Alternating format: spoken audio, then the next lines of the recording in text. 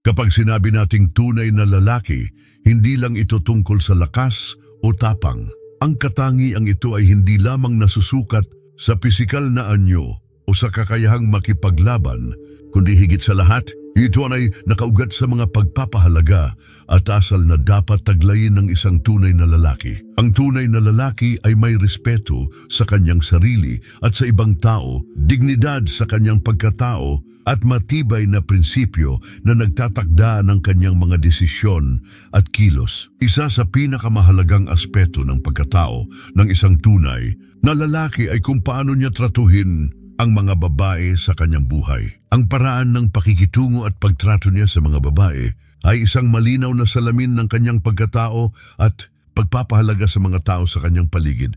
Dito natin nakikita ang tunay na halaga ng respeto at pag-unawa. Sa video na ito, pag-uusapan natin ang 8 bagay na hindi dapat gawin ng isang tunay na lalaki sa isang babae. Ipinapakita ng mga ito ang mga negatibong asal at ugali na dapat iwasan upang mapanatili ang isang makabuluhan at respetadong relasyon sa mga kababaihan. Magsisilbing gabay ito hindi lamang para sa mga lalaki kundi pati na rin sa mga babae upang mas maunawaan nila ang mga inaasahan at pamantayan sa isang tunay na ugnayan.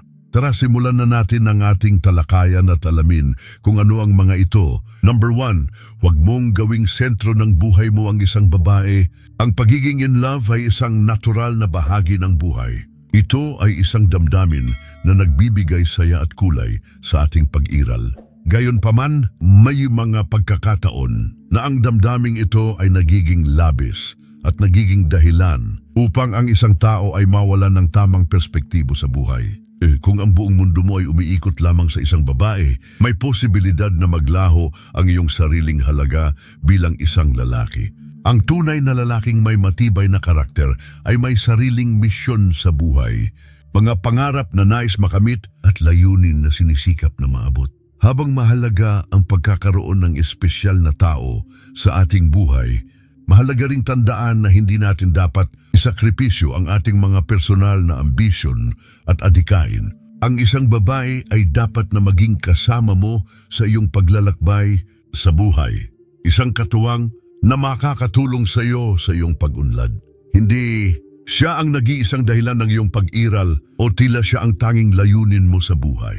Sa halip na gawing sentro ng iyong mundo ang isang babae, dapat mong pahalagahan ang iyong sariling development bilang individual, maglaan ng oras para sa iyong mga interes, hobbies at mga aspirasyon. Lumikha ng sariling landas na iyong tatahak at hayaang ang parehong relasyon at ang iyong mga pangarap ay umusbong ng sabay. Ganito, mas magiging matatag ang iyong pagkatao at mas magiging maganda ang magiging takbo ng inyong samahan. Ang pagkakaroon ng isang partner na sumusuporta sa iyong mga pangarap ay tunay na kayamanan. Ngunit ang pagmumulat sa kahalagahan ng iyong sariling halaga at layunin ay magbibigay sa iyo ng mas malalim na pangunawa sa tunay na kahulugan ng pag-ibig at pagkakaibigan. Number 2, huwag mong gamitin ang babae para lang sa sariling kapakinabangan. Ang pagtrato sa isang babae bilang kasangkapan para sa pansariling pangangailangan, emosyonal, pisikal o kahit pinansyal ay isang gawain ng isang mahina at makasariling lalaki. Sa mas malawak na konteksto, ang ganitong asal ay naguugat sa kakulangan ng respeto at pagpapahalaga sa pagkatao ng isang babae. Kung ang isang lalaki ay gumagamit ng babae para lamang sa kanyang sariling kapakinabangan, ipinapakita lamang nito na siya ay hindi handang magpakatino at maging responsable sa kanyang mga relasyon. Ang tunay na lalaki, sa kabaligtaran, ay isang individual na may kakayahang unawain at pahalagahan ang damdamin at pangangailangan ng isang babae.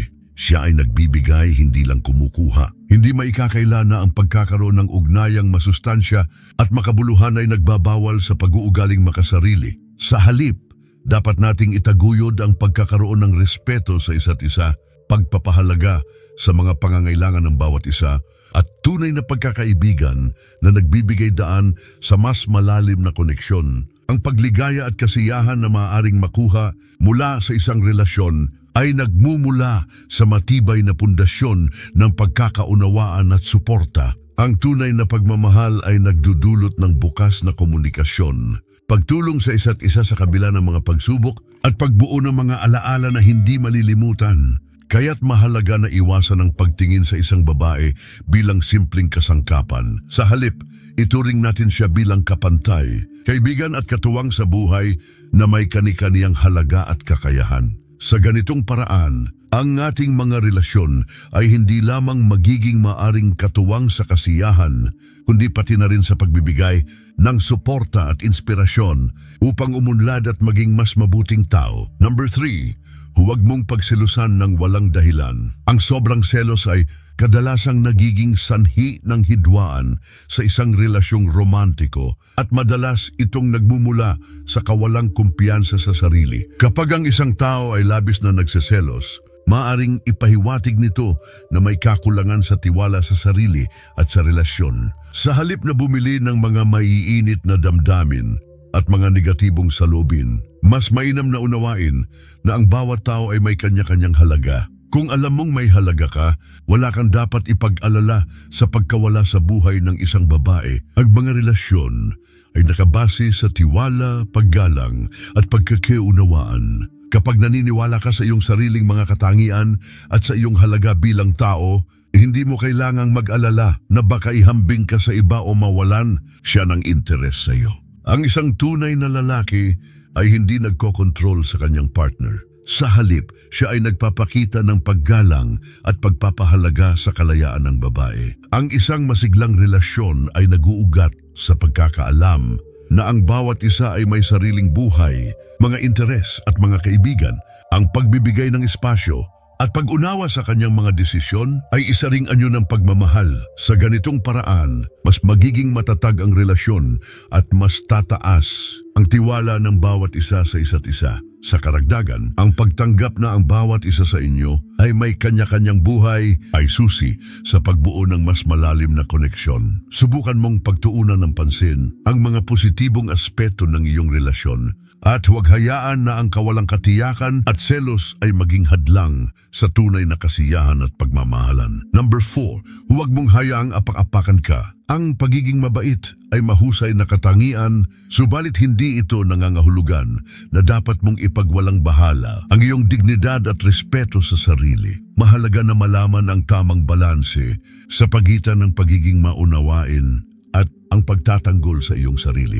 Ang tunay na lalaki, bukod sa kanyang likas na ugali na magbigay at tumulong sa iba, ay may kakayahang malaman at itakda ang hangganan ng kanyang pasensya at kabaitan. Kapag may mga pagkakataon na ang ibang tao ay nagsasamantala sa iyong kabaitan at ang kanilang mga kilos ay nagiging mapangapi, mas nararapat na tumayo ka at ipaglaban ang iyong karapatan. Ang hindi pagpayag na apak-apakan ng iyong dignidad ay isang reaksyon na hindi lamang nagpoprotekta sa iyong sarili, kundi nagbibigay din ng aral sa iba tungkol sa tamang pagtrato sa iyo. Sa huli, ang pagiging mabait ay hindi dapat ikatakot na maging mahina.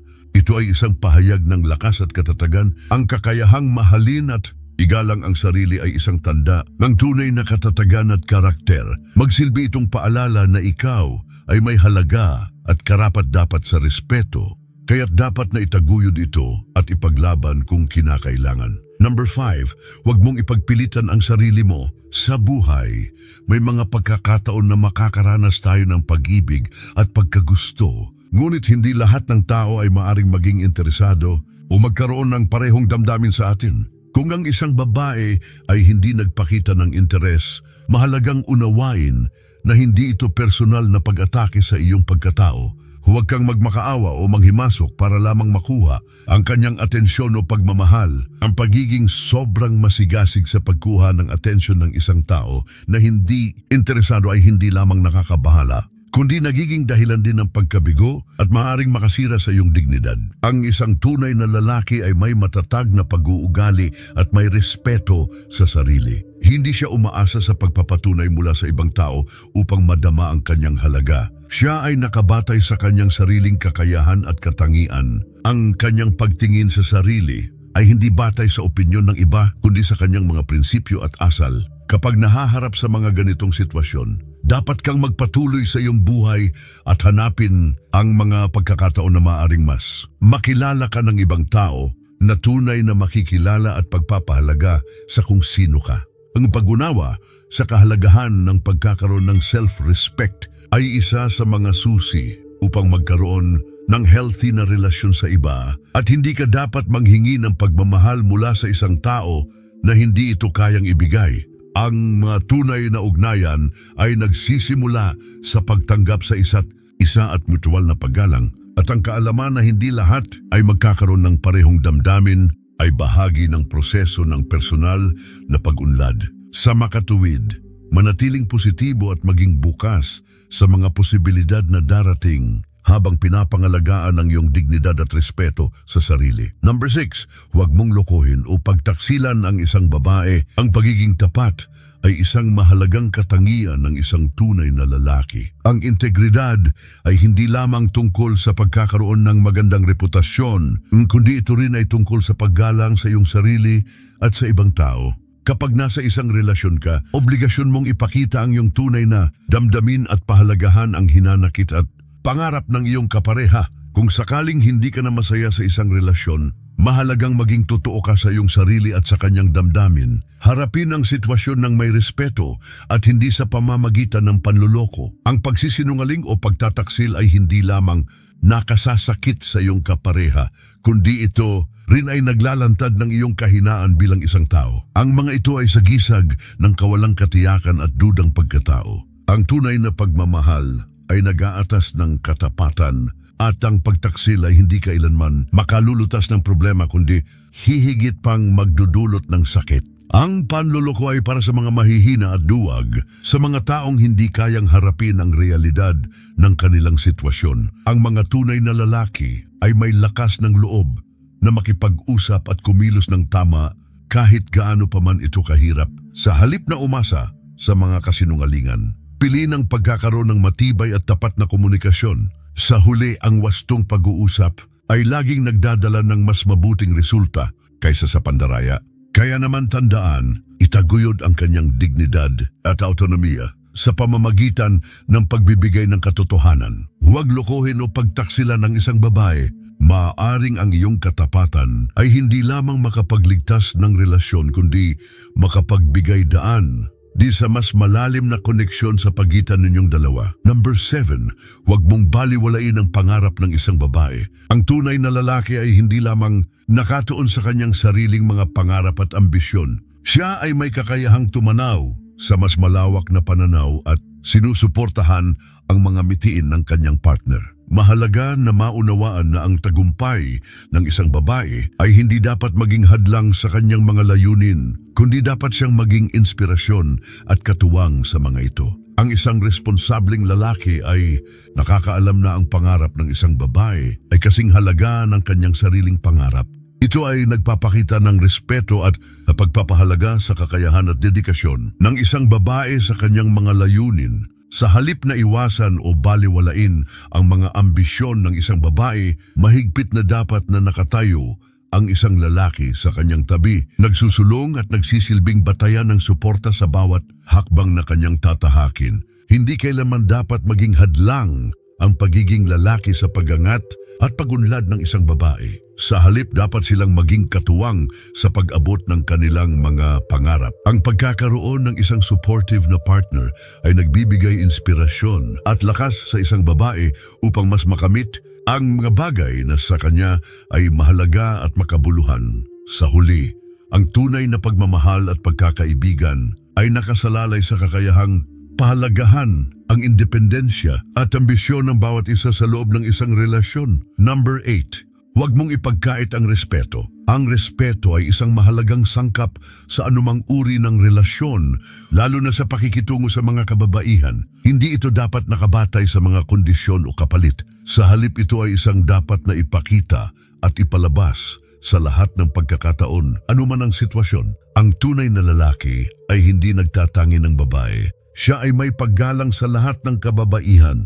hindi lamang sa mga ito na sa tingin niya ay may espesyal na halaga o mga benepisyo na maibibigay sa kanya. Mahalagang maunawaan na ang respeto ay hindi lamang isang formal na asal, kundi isang tunay na pag-uugali na nagmumula sa puso. Sa pamamagitan ng paggalang sa bawat babae, ipinapakita natin na pinahahalagahan natin ang kanilang pagkatao, kanilang opinyon at kanilang mga damdamin. Sa simpleng mga paraan tulad ng pakikinig sa kanila, pagpapahalaga sa kanilang mga ideya at paggalang sa kanilang mga desisyon, nagiging bahagi tayo ng mas maayos at mas maganda pang kapaligiran. Laging tandaan na ang respeto ay hindi lamang isang obligasyon, kundi isang pribilehiyo. Ang pagkilala sa karapatan ng bawat babae at pagbigay sa kanila ng pagkakataong ipahayag ang kanilang sarili ay nagpapalalim ng ating pagkakaibigan at pagkakaunawaan. Sa ganitong paraan, hindi lamang natin pinapadali ang ating mga relasyon, kundi nag-aambag din tayo sa pagbuo ng isang mas egalitaryo at makatarungang lipunan. Ang pagiging tunay na lalaki ay hindi lamang nasusukat sa lakas ng katawan, kayamanan o dami ng mga babae sa iyong buhay. Sa halip, ang tunay na sukatan ng isang lalaki ay ang kanyang kakayahang magpakita ng respeto at integridad sa kanyang sarili at sa mga tao sa paligid niya. Mahalaga ang pagpapahalaga sa iba at lalo na sa mga babae dahil ito ang naglalarawan ng iyong karakter at pagkatao. Ang tunay na kagandahan ng pagiging lalaki ay hindi sa pisikal na anyo kundi sa iyong asal, pag-uugali at respeto na naipapakita mo sa lahat. Kung nais mong maging mas mabuting tao at lalaking nagnanais ng mga positibong pagbabago sa iyong buhay, simulan mong ipamuhay ang mga prinsipyo ng Stoicism. Ang disiplina ay mahalaga upang makamit ang mga layunin sa buhay, habang ang kumpiyansa ay nagbibigay sa iyo ng lakas ng loob na harapin ang mga hamon. Higit sa lahat, ang respeto, hindi lamang sa sarili kundi lalo na sa iba, ay isang pambihirang katangian na maaaring makapagpabago ng buhay. Kung nagustuhan mo ang video na ito at nakahanap ka ng inspirasyon mula sa aming mensahe, huwag kalimutang mag-like at mag-subscribe sa aming channel. Sa ganitong paraan, mas marami pa kaming maibabahaging content na tiyak na makakapagbigay ng karagdagang kaalaman at inspirasyon sa iyo. Maraming salamat sa iyong paglalaan ng oras upang panoorin kami. Naway magpatuloy ang iyong paglalakbay sa pagiging mas mabuting tao at asahan mo ang mga susunod na bahagi na tiyak na makakatulong sa iyong pag-unlad. Hanggang sa muli,